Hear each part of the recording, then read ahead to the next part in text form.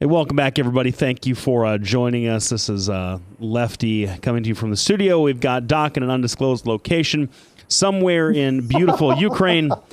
We might let him back. We might not. You know, yes. Doc. I'm right next to the McDonald's at the Maidan, so that's easy to find. Did you get into Turkey at all? No. On this trip? No. Well, you know, if you the problem is when I was in Turkey the last time, they were actually having fighting across the river or across the Bosporus Straits. And they told us specifically, because there's a really cool tower you can go over there and look all over from, and apparently was built by the Romans way back when. And people told me specifically don't go there. And the problem is that fighting has gone to the center where everybody goes to have fun. The tourist areas. There's been several bombings there, several people have been killed, and it continues on. This is one of the, I mean, if we were talking about Turkey, I could talk all day about what has gone on there with Erdogan cracking down and everything else. But one of the problems that Erdogan's having is the same problem the rest of Europe is having. Right, but we can talk about that at some other point. Sure, sorry about that. No problem. Anyway, I didn't make it there for that reason. I was going to make a comment about how, you know, one of the policies that Trump is advocating for is that he wants to shut down the border for people coming back from countries where they have unstable governments and terrorism problems, and Ukraine might be able to fit into one of those, given some of the situations they've had. So I hope that you make it back okay. But so we have the conventions are done. A couple of the earliest conventions we've ever had, I think the Democratic one in 2008 was in September or something. So it's wild that we have about 100 days until this election to, I don't know, just pull our hair out while we're watching this thing. Well, let me ask you this question. Do you think it's because I know back when I was involved with the actual campaigning and stuff, way back when I was younger, one of the things that the Republicans always wanted to do is have their convention after the Democrats so they could take that bump into the general election into November. Do you think it's a mistake to have them this early? Oh, I think it's a big mistake to have them this early, just from the fatigue factor. I mean, one of the reasons that they don't, they've had conventions later in the summer is that it's kind of well-worn wisdom that people don't start paying attention to this stuff until after Labor Day.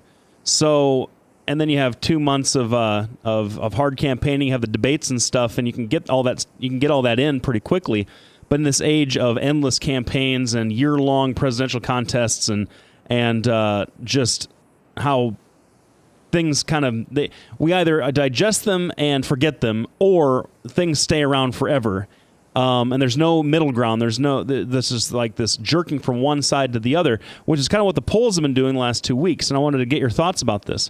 So let's just, just for this conversation, let's take the 538 Nate Silver poll forecasts as kind of indicative about the rest of the polling in the country. Is that fair? We're not saying that he's right. We're not saying that he's... I would say that's okay. Fair. That's an easy number to kind of talk about.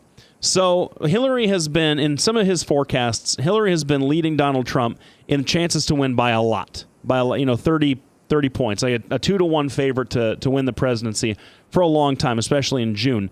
And as we hit July, we had the FBI wrap up their investigation. We had the DNC leaks. We had the conventions. And you saw that lead shrink so badly that right after the Republican National Convention, you had Donald Trump in a lot of these polls across the country being forecasted to have like a 54, 53, sometimes 55% chance of winning the entire thing. He was beating Hillary Clinton in a lot of polls coming out of his convention. So much so that he posted 3 of them in a Facebook meme on his Facebook page.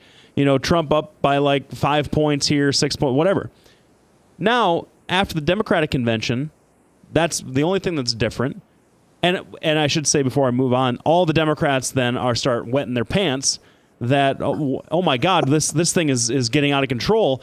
And you heard a lot of liberals saying that this can't possibly be true. These polls have to be wrong. They got to be doing something, oversampling somebody. The same kind of thing you heard out of the Romney campaign in 2012.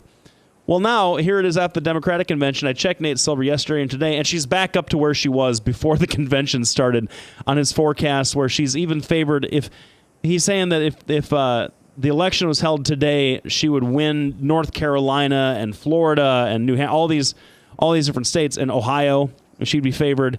And Donald Trump naturally is saying that all the polls are phony and wrong and whatever. And so I guess the question is, I mean, what the heck's going on here? Should we ignore all this stuff, or what should we be looking at? Well, as with any poll, you have to look. They always ask, well, geez, who would you vote for, right? And you always have that. But you have to look at, some of the numbers within the numbers. Trump, regardless of what has gone on, really has been fairly consistent at somewhere around 45%. He got a pretty nice boost from his convention, and Hillary comes in, and initially, because I've been watching the poll, because they do almost instant polls now, and Hillary didn't start really getting a bump until this Mr. Khan stood up there and Donald Trump went off. So I'm not quite sure that she's getting a true convention bounce. What I think she is getting is an anti-Trump, bounce. Because you have to keep in mind, I mean, this stuff with Khan happened during the convention. The other thing is her acceptance speech really didn't do anything to electrify anybody. I think they had a lot of exciting people talk at the Democratic National Convention, much more exciting than at the Republicans. But Trump seemed to have solidified those Republicans that weren't behind him with his speech, and Hillary Clinton, I don't think, did as much. I think everybody else talking probably did more for her than her acceptance speech. Well, I think so that's my take on it. Well, I think that Trump supporters are Trump supporters. I don't think that. Yes, I don't think that he added any new people, like at all. Well, and I think your point's valid. I think that he did. I think he solidified the people that might have been a little shaky. Because just talking to my Republican friends, the people that were Cruz people are still Cruz people. They're never going to change. They're always going to be, the upset that Cruz didn't handle it. One of the strange things I've been seeing today is, I don't know who said it, was Obama or Clinton or somebody, that he doesn't have the capacity to, to handle the tough things that come up during the presidency. And one of the things I thought about is he took an entire field of the most powerful, or some of the most powerful men in the Republican Party, and wiped the floor with them. And I think that he's, I just thought either the Republicans really have fallen so far, or really Donald Trump is a tough guy and a tough competitor. Well, and so, I from that perspective. I think you're talking about Obama's comments from Singapore. I think it was this TPP thing, and somebody asked him a question about Donald Trump, and he said that Donald Trump wasn't fit to be president, which is a pretty stunning statement for the sitting president to say about a major party's nominee, especially on the international stage. I kind of don't hear.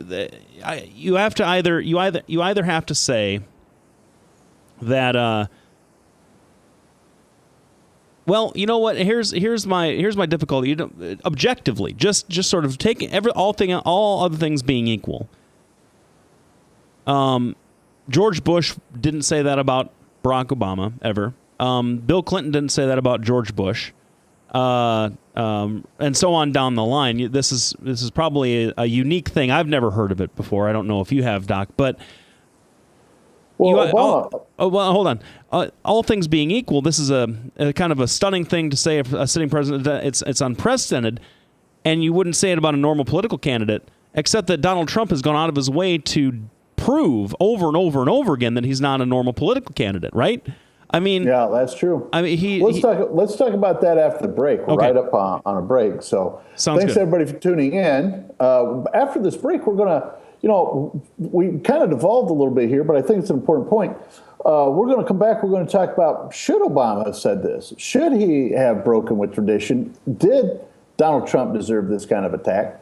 And obviously more. So thanks everybody for tuning in. We couldn't do what we do without you. We would like to thank all of our sponsors, Bertrosian Associates, Lubinas Law Firm, Halo Capital, Des Moines Interest Rates, and Des Moines Anesthesia at 515-574-6442. And I didn't even need Maddie to put that up to keep that going. Thanks everybody tuning in.